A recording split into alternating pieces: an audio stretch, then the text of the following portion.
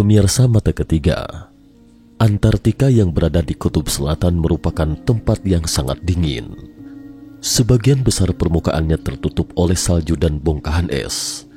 Tapi pada zaman dulu, sebenarnya pepohonan bisa hidup di sana. Para ilmuwan menjelajah Antartika dan menemukan fosil pohon-pohon kuno yang diperkirakan sudah ada sejak lebih dari 260 juta tahun silam. Para ilmuwan itu mendekati lereng bersalju McIntyre Promontory di pegunungan Transantartika. Fosil-fosil yang ditemukan berisi hasil pengawetan pohon-pohon kuno. Bahkan ada juga fosil jamur dan mikroorganisme. Penemuan ini memberikan informasi tentang hutan terdingin dan terkering di benua itu pada berjuta-juta tahun silam. Antartika zaman dulu. Pada waktu itu, pepohonan di Antartika bisa bertahan hidup selama musim panas dan musim dingin yang panjang. Suhu udaranya jauh lebih hangat daripada sekarang ini. Itulah kenapa pada zaman dulu, Antartika penuh dengan hutan beserta tanaman yang bisa tahan terhadap suhu ekstrim kutub. Uniknya, pepohonan ini bisa bertahan selama musim dingin dengan kondisi yang gelap dan sangat dingin, serta bisa bertahan selama musim panas dengan cahaya matahari yang menyinari secara terus-menerus. Sekitar 250 juta tahun yang lalu, muncullah superbenua yang bernama Gondwana yang mengakibatkan suhu udara yang ekstrim melanda daratan di sekitarnya. Makhluk hidup termasuk tumbuhan beradaptasi terhadap suhu ekstrim itu dan mereka berhasil bertahan hidup. Namun karena aktifnya gunung-gunung berapi di daerah yang sekarang menjadi Siberia ini, membuat makhluk hidup punah secara massal. Lebih dari 90% hewan laut dan 70% hewan darat punah. Inilah yang akhirnya membuka jalan bagi dinosaurus untuk menguasai bumi.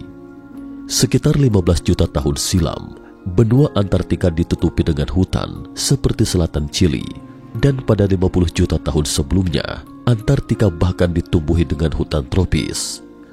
Namun bagaimana tumbuhan itu dapat bertahan hidup di bawah musim dingin Antartika sepanjang tahun dan cahaya tak berujung di musim panas masih merupakan misteri yang belum terpecahkan hingga sekarang. Kini daratan seluas 14 juta kilometer persegi diselubungi oleh salju, dan Antartika telah menjadi tempat yang paling tandus di muka bumi.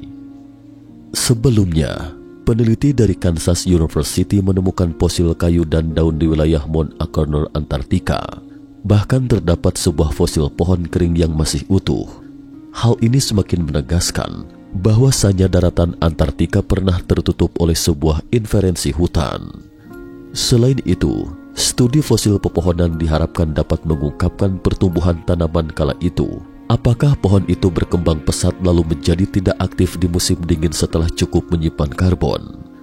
Hasil penelitian terkait mendapati bahwa di Antartika pernah eksis hutan yang unik dengan beberapa karakteristik dari pohon-pohon tropis saat ini. Pada akhir Permian dan awal Trias sekitar 250 juta tahun lampau, dunia adalah sebuah rumah kaca, lebih panas dibandingkan masa kini. Daratan Antartika ketika itu terasa hangat, tiada es maupun salju. Namun Antartika kala itu berada di garis lintang tinggi, gelap gulita di musim dingin, sementara di musim panas diterangi cahaya 24 jam non-stop. Periode Permian berlangsung antara 299 hingga 250 juta tahun yang lalu, ditandai dengan kemunculan superbenua Gondwana. Sebagai tumbukan benua-benua, lingkungan ekstrim pun melanda masa daratan raksasa yang pada era modern termasuk Antartika, Amerika Selatan, Afrika, India, Australia, dan semenanjung Arabia ini. Tudung es mendominasi sebagian besar wilayah selatan dan melontarkannya di antara musim panas berkepanjangan dan musim dingin yang gelap gulita, sementara wilayah utara mengalami panas yang hebat dan fluktuasi musiman. Makhluk-makhluk prasejarah belajar untuk beradaptasi terhadap iklim yang bergejolak sampai kepunahan, dan kemungkinan besar disebabkan oleh gunung-gunung berapi di Siberia. Peristiwa tersebut memusnahkan lebih dari 90% spesies laut dan 70% hewan darat, yang kemudian membuka jalan bagi para dinosaurus untuk menguasai bumi.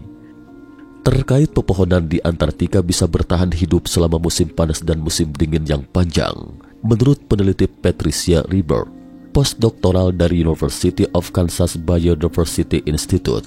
Masalahnya adalah bagaimana tanaman itu berfotosintesis selama tidak ada cahaya sama sekali dan sekaligus di bawah cahaya kontinu.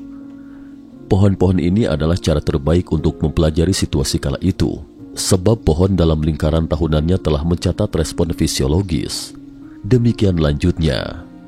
Reber dan rekan-rekannya meneliti renggat tahun dari fosil kayu tersebut atau garis-garis lingkaran batang kayu.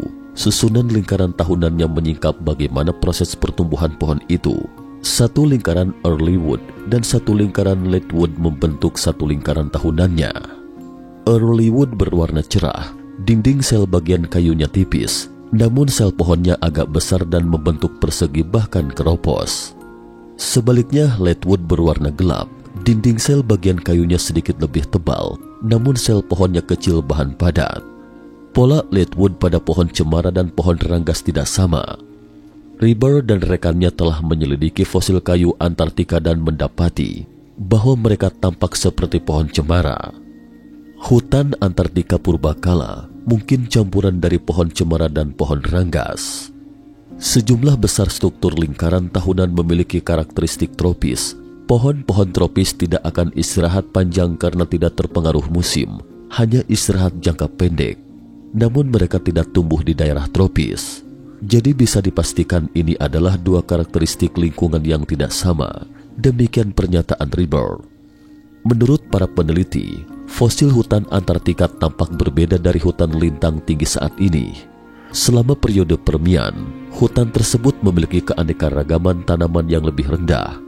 Hutan memiliki kelompok tanaman dengan fungsi spesifik yang mempengaruhi bagaimana seluruh hutan merespon perubahan lingkungan. Periset berharap fosil hutan juga bisa mengungkapkan lebih banyak tentang apa yang menyebabkan kepunahan massal pada akhir periode Permian dan bagaimana perubahan iklim dapat memengaruhi kehidupan. Hutan ini adalah sekilas kehidupan sebelum kepunahan yang bisa membantu kita memahami apa yang menyebabkan kejadian tersebut. Reber sedang menyelidiki hutan Antartika aneh ini yang menghasilkan banyak materi tanaman. Namun tidak diketahui secara pasti apakah hutan Antartika lebih padat daripada hutan modern.